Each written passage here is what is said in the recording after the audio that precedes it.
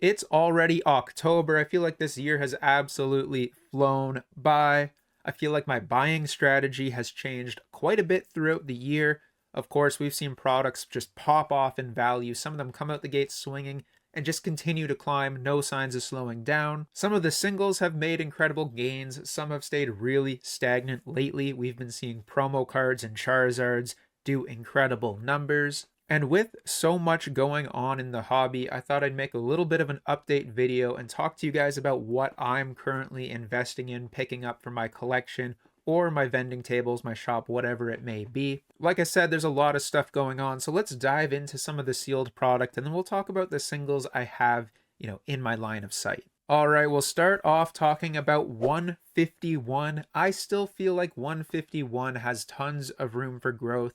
This is going to be the set that is the top dog of the generation. At least that's what I think. Destined rivals could stand a chance. Maybe Black Bolt and White Flare, but 151 will always have the attention of buyers. There's so much nostalgia wrapped into this set that it's going to be desirable long term.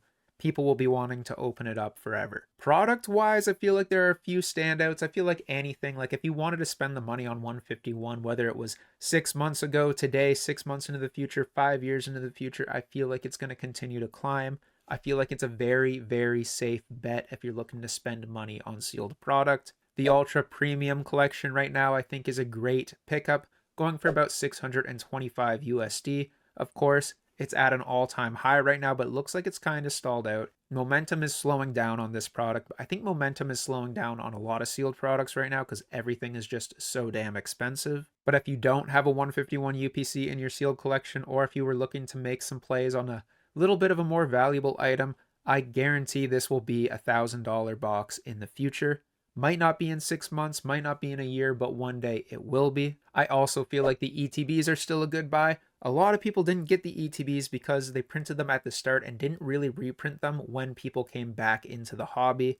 A lot of people got into it like a year after 151 released. If that was the case for you, you probably never saw 151 ETBs on like a Target or Walmart shelf. Just like the UPC, I feel like this is a great pickup. I think it has a lot of potential. Having that Snorlax promo card in there, which is going for about $20 alone, definitely a solid pickup. And the booster bundles, I think, as well. Best, bang for your buck kind of deal. You're getting 6 packs. They're easy to store. I think booster bundles are what I'm more looking to pick up, especially if it's a set I'd consider opening in the future. I think that's going to be the best product to store and kind of keep in your closet if that's something you're doing. Singles wise, I am picking up a little bit of 151 singles if they come in for trades at the table or anything like that. The Pikachu in particular, I'm definitely interested in. I still feel like Erica's Invitation is also a good contender for growth. Of course, that Charizard, Blastoise, Zapdos, like all the top SIRs will continue to climb and will hold value. I really doubt a lot of these top SIRs from the Scarlet and Violet era will tank in value. Other products I'm looking at, Prismatic Evolutions, if I can find it at MSRP or for a decent deal. A lot of those Costco bundles have dropped with the ETBs and the booster bundles. I'm down to pick those up if I can get them at a good price or find them at Costco. I feel like the ETB is a great buy. Obviously, it's pretty expensive right now, going for about $130, but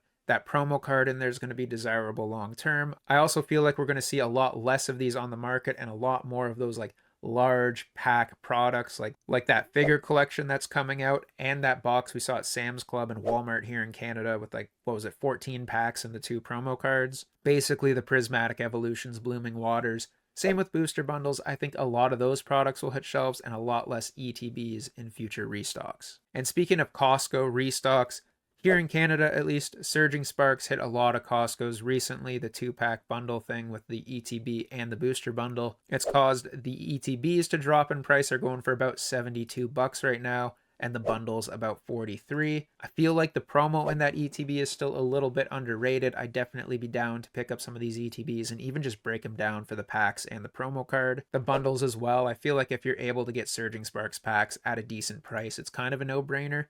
It's going to be one of the better sets. I'd say it's in the top, I'd say it's like top 3 of the main line Scarlet and Violet sets. Overall, though, there are some holiday sets that are better. It is one of the better sets in Scarlet and Violet, though, in my opinion. Another good set, even though it's been pumped recently, Paradox Rift, I think, is still a bit of a sleeper. $320 for the booster box right now.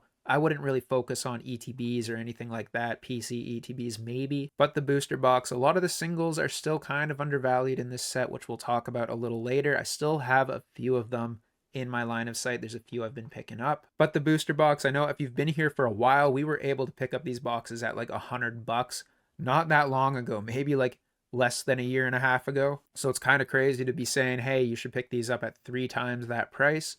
But I do still feel like there's room for improvement. If you can get a good deal, maybe like $300 or less on this, I feel like it's going to continue to go. It might not be the most expensive product, but I think it's another one of those safe bets. The last sealed product I'm kind of eyeing up, there's other stuff. Like basically if I find good deals out there, like Paldean and Fates, I'd consider picking up if I find a good deal. Brilliant Stars, booster boxes though, that's like my number one. I'd be willing, and I have been, selling off some of my other Sword and Shield investments to buy more Brilliant Stars.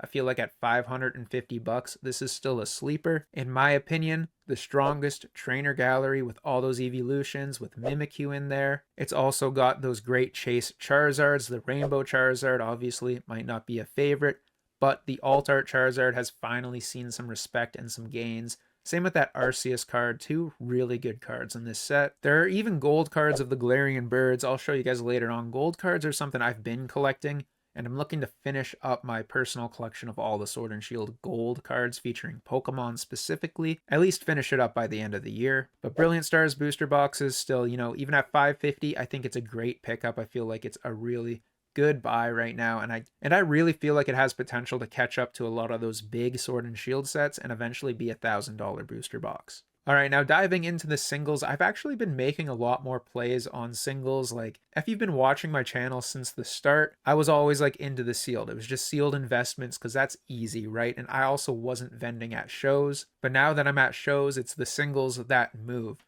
Singles are coming and going constantly. People are way less likely to buy a sealed product.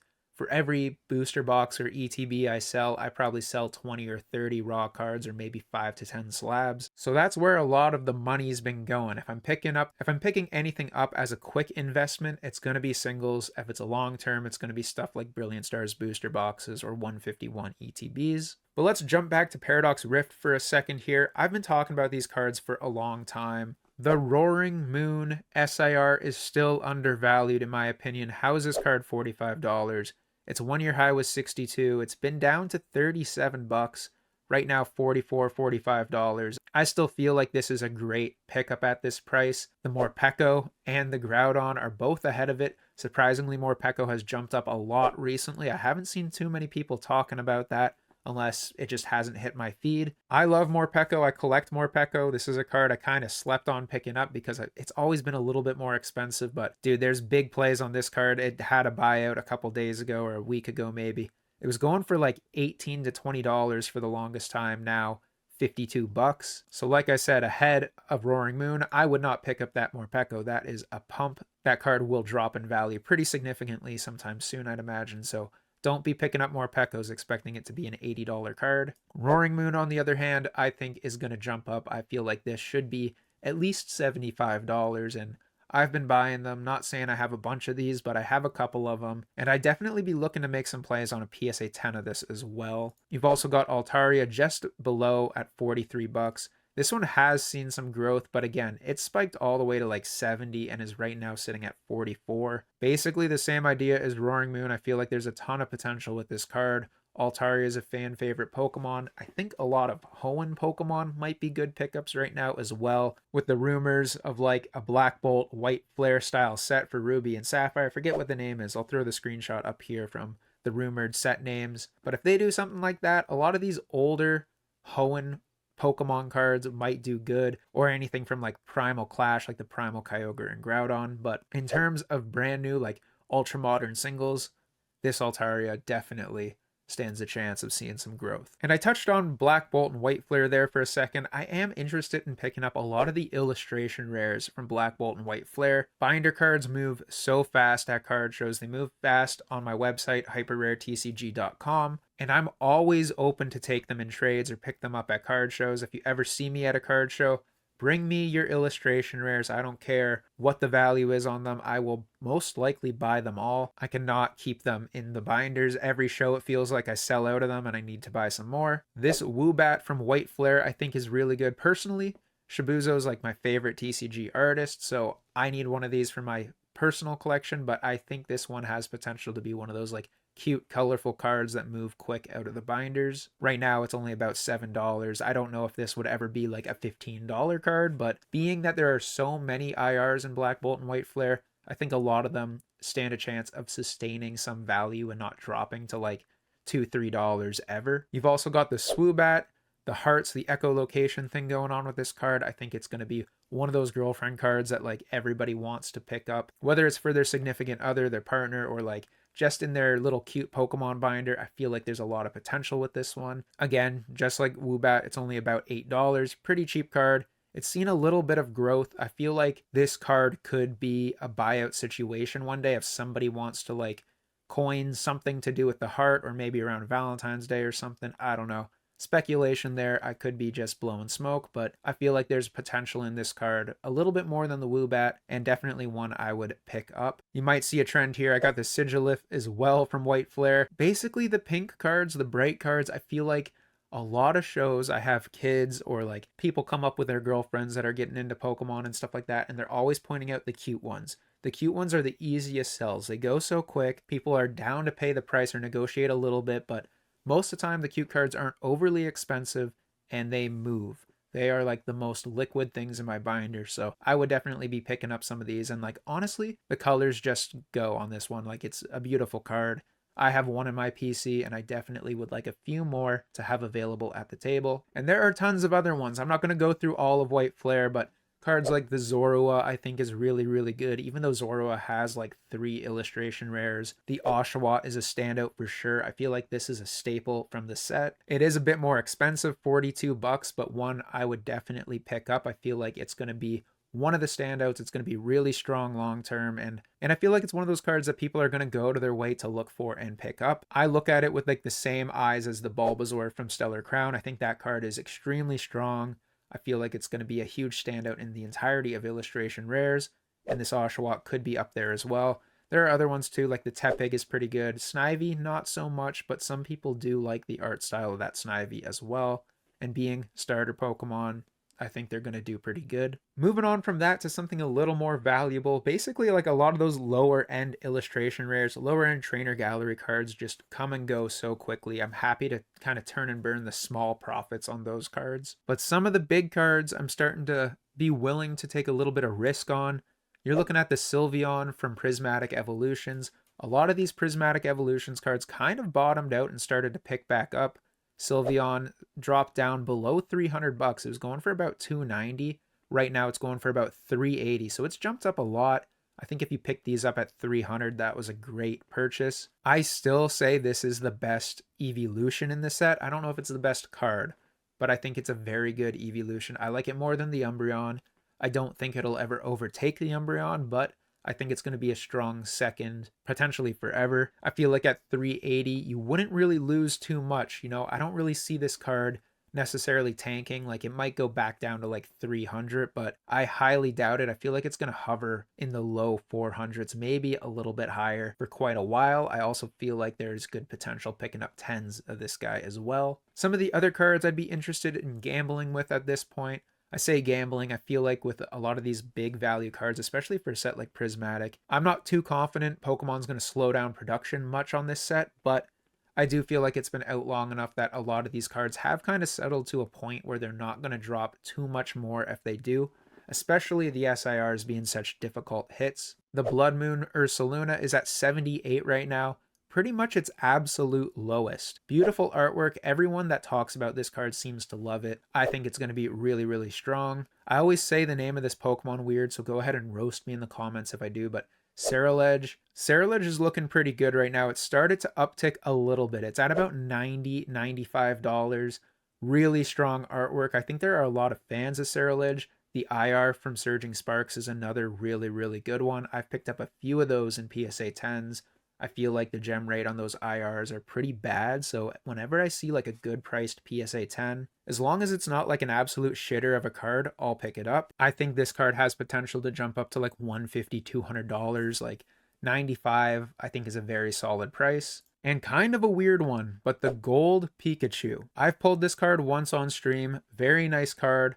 I was very jealous. I kind of wanted one for my collection, but I feel like there's potential for some of these other gold cards to see growth considering the new mega ultra rares, mega hyper rares, whatever they are. Those cards seem to be very difficult to pull. From PokeBeach, I'm seeing like 1 in 1,250 packs. That's insane. I think that's the most difficult pull rate we've ever had in the Pokemon TCG. So if that's the case, it might drive people to think like, hey man, some of the gold cards are cool, they're exclusive, they're hard to get. Maybe I'll go back and pick up some of the other ones. I don't think this is going to be like a $200 card. Honestly, a lot of these cards are kind of ugly, but being a Pikachu, I think it'll be strong. 55 bucks as well. Like, I really doubt with the difficult of the pull rate, I really doubt this is going to drop to like a $35 card. It was a $35 card, but I don't know if it'll really go back there. It could. But I feel like 55 is not too bad for a hyper rare Pikachu with the raised foiling on it. And that leads me into the Mega Lucario and Mega Gardevoir, Mega Ultra Rares, the gold cards. I am kind of thinking about taking a gamble on these cards. The Gardevoir is a bit cheaper. It's going for about $500 right now. The Lucario about $620. Honestly, if I could find one of these at a good price, I think I'd be willing to spend the money on it just due to the fact that the pull rate is so difficult. If these are really going to be 1 in 1,250 packs or like 1 in 1,000 packs is insane. Some people may never pull one of these. I mean, it's very likely people will never pull one of these. Opening 1,000 packs is pretty ridiculous for most collectors. I'm not sure if there's going to be massive demand for this card. Like, I don't know if this will be $1,000 card.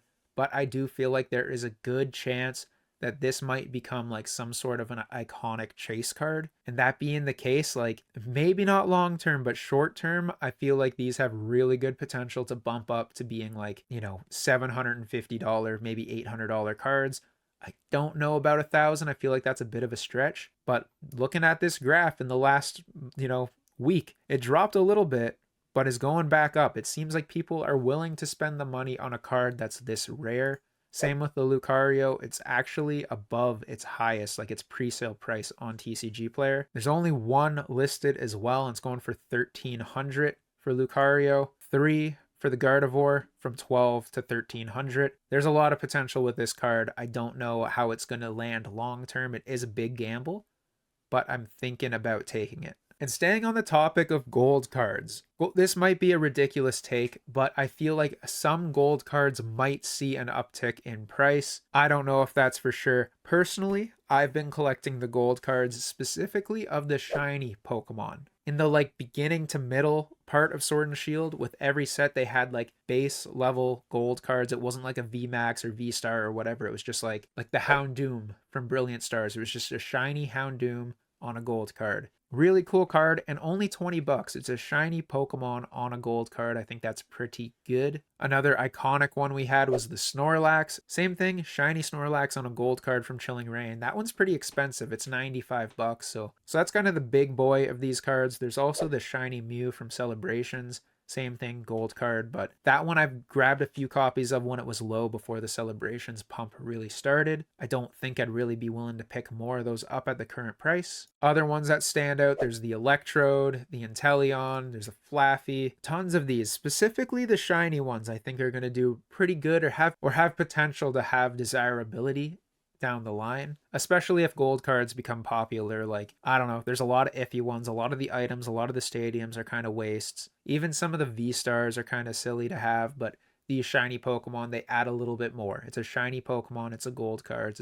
It's not like your everyday pull from a pack. I feel like there's potential, and maybe there'll be no potential. Maybe these cards will be like worthless, but I at least think they're cool. That's going to be my next step in my binder after I finish my trainer gallery, which I'm going to finish this weekend. That's my goal. There's 3 more cards I need, and Garchomp V from Astral Radiance is one of them. If you guys have been paying attention, a lot of the trainer gallery cards, especially the later half trainer gallery cards, have been pumped.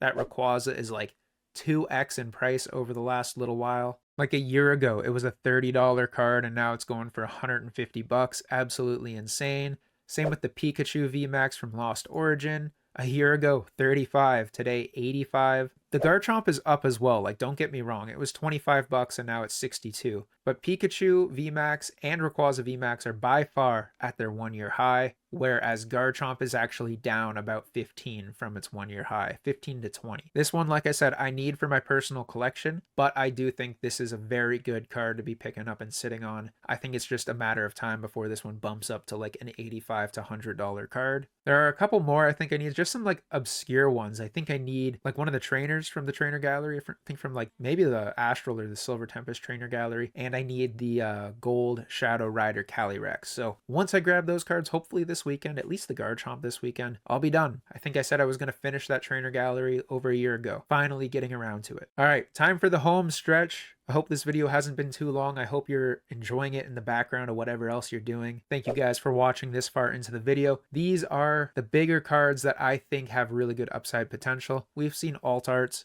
spike like crazy. Sword and Shield alternate arts. The Galarian Articuno, 75 bucks seems low. Seems very low. I looked up the PSA 10. I'll try to put the conversion, but I was seeing like 350 Canadian for the PSA 10 of this card, about a 2,000 pop, like not a huge pop. Obviously, a Galarian Articuno over an Articuno, not as many fans, but this is a beautiful card. And 76 bucks raw seems too cheap. I'm definitely going to pick one up. I'm going to go to my way to try to find one of these this weekend because I've been wanting one in my collection. It's spiked up a bit. Like its low over the year was about 45. It did jump to like 60. Obviously now it's at its 1-year high, but I feel like there is potential for this card to be sitting over 100 bucks in the near future. Another one, the Celebi from Fusion Strike. Again, I think both these cards I'd prefer in a PSA 10. I feel like they're going to be a little more liquid, and they're not that expensive for the rarity of them. Very, very similar path on Celebi. It's at its 1-year high right now, 75 bucks, but it did see another high earlier in the year of 67, so it's not really up too much from its high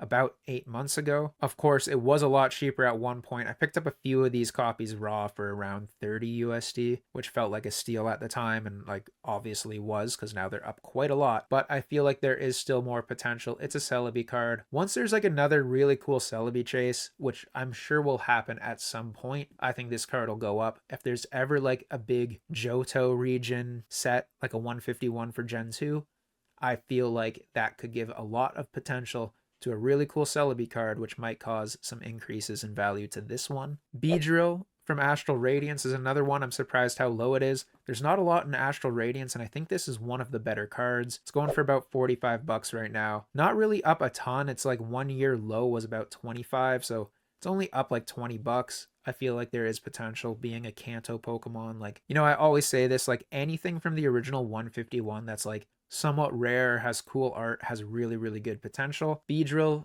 is somebody's favorite Pokemon. I know it. And this is a really nice card. I feel like a lot of people would love to have it in their collection. And one more weird one, the Unknown V. Another guy I watch on YouTube, PokeJace, coined this card the Alphabet Soup, or at least he's the first one I heard call it that. Believe it or not, this card goes so fast when I'm vending. Maybe because it's a cheap alternate art. Maybe people just like Unknown and no one wants to admit it. But I've picked this up probably 3 times, and within like 2 hours it's sold at shows. I don't even know if I've been able to take one home to keep for my personal collection. I'd like one. I mean, at 20 bucks, I don't see why not. It's not even at its 1-year high, and a lot of these alt arts are spiking. This being a little later in Silver Tempest might be why. Maybe it's just a bit of a sleeper, but I do feel like as Silver Tempest goes up in value, there's good potential for this Unknown card as well. Alright guys, so that's going to be it for today's video. Let me know in the comments below, what are you picking up in October as we go through the fall season? I know Black Friday's coming up. I'm kind of thinking about holding off on some stuff and spending a bit of money then, but I'm not too confident there's going to be massive deals for Black Friday this year, considering Pokemon is selling regardless of the price. It seems kind of stupid to run like a fire sale at GameStop or Target or Walmart or whatever, but we'll have to see. I'm sure Pokemon's going to release some sort of like Black Friday deal box to send to all these retailers. Very interested to see what that is and what sort of deals we can find, if any. But for now, for the month of October, this is what I've got my eyes set on. I'm going to be picking up some of these singles and possibly some of this sealed product if it comes around at the right price. All right, for real guys, that's going to be it. If you enjoyed this video, make sure you hit that subscribe button, hit that like button as well while you're down there. It helps me out a lot. And yeah, that's going to be it. I hope you enjoyed the video. Thank you so much for watching, and we'll see you in the next one. Peace.